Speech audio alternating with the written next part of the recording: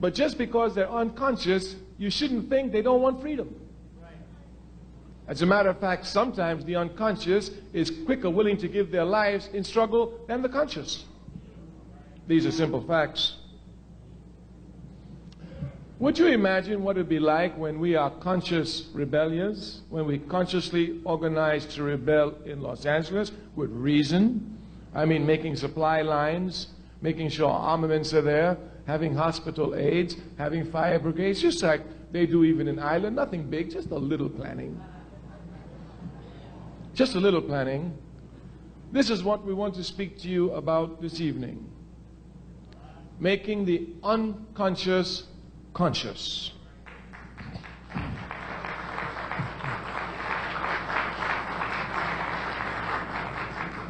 Now we must say from the very beginning, the only, underline the word only, the only route to consciousness is through struggle. Now, for example, we've shown you the unconscious struggle. Those who rose up in righteous rebellion against the state police in Los Angeles, they were consciously involved in struggle. They were involved in struggle, unconscious but involved in struggle. The conscious must understand precisely what their task is, and we've said this 2 years ago here, we repeat it. Ours is not to teach the people to be conscious, but to make them conscious of their unconscious behavior. Our task is not to teach the conscious to teach the unconscious to be conscious, but to make them conscious of their unconscious behavior.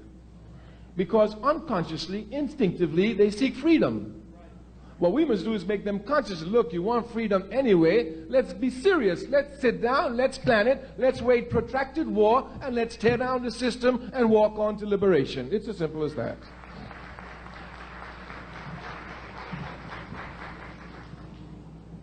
This aspect of the unconscious becoming conscious is linked to mobilization and organization, something we mentioned last year. We must make clear distinctions between mobilizers and organizers. To be an organizer, you must be a mobilizer. But being a mobilizer doesn't make you an organizer. Much confusion is to be found here. Malcolm X was a great mobilizer. He was a great organizer. Martin Luther King was a great mobilizer.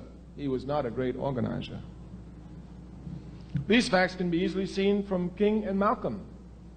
When Malcolm went to a place, he left a mosque. When King went to demonstrations, he broke down desegregation and he moved on.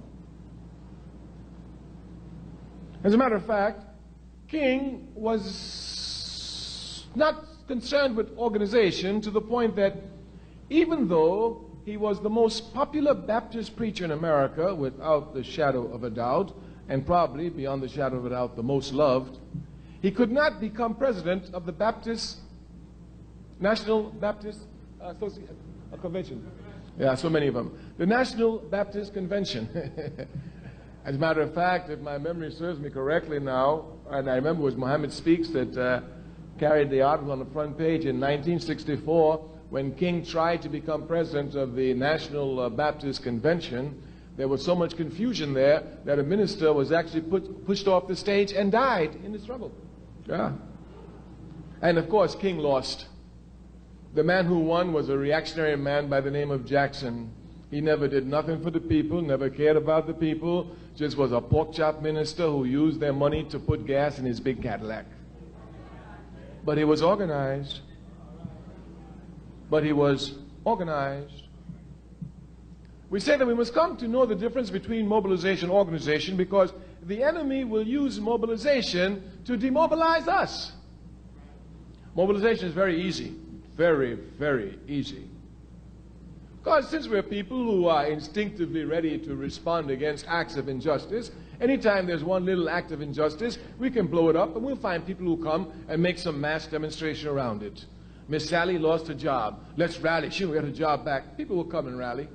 So-and-so got kicked out of school because the teacher's unjust. The people will come and rally. They will come to rally at issues. And this is what mobilization does. It mobilizes people around issues. Those of us who are revolutionary are not concerned with issues. We're concerned with the system. The difference must be properly understood. The difference must be properly understood. Mobilization usually leads for reform action, not to revolutionary action. If we would look scientifically at the October 16 million and more march, we would see clearly that this was a mobilized event, not an organized event. We must know clearly the difference between mobilization and organization. One of the characteristics of mobilization is that it is temporary. Organization is permanent and eternal. Clear differences must be made because the unconscious can usually be captured easily around one-issue items, around mobilization items, but it's hard to catch them around organization. But these unconscious must be brought to organization. We must transform mobilization to organization. We say the enemy will come and use mobilization to demobilize us. Many brothers and sisters who've been to the million and more march will say to you, I was there. Well, what are you doing today, my sister? I was there. There weren't too many sisters out there, but you know, with a million brothers together, you know where I had to be. I was there. Yes. And then, of course, you find brothers, yeah, I was there. I helped you. What are you doing today, brother? If we're not careful, we allow mobilization to become events. The struggle is never an event. It's a process, a continual, eternal process.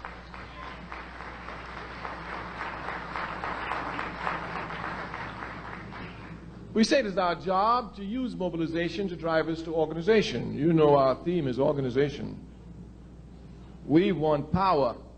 We don't want money. We don't want fame. We don't want fortune. We don't want popularity. We want power. Power. And power comes only from the organized masses.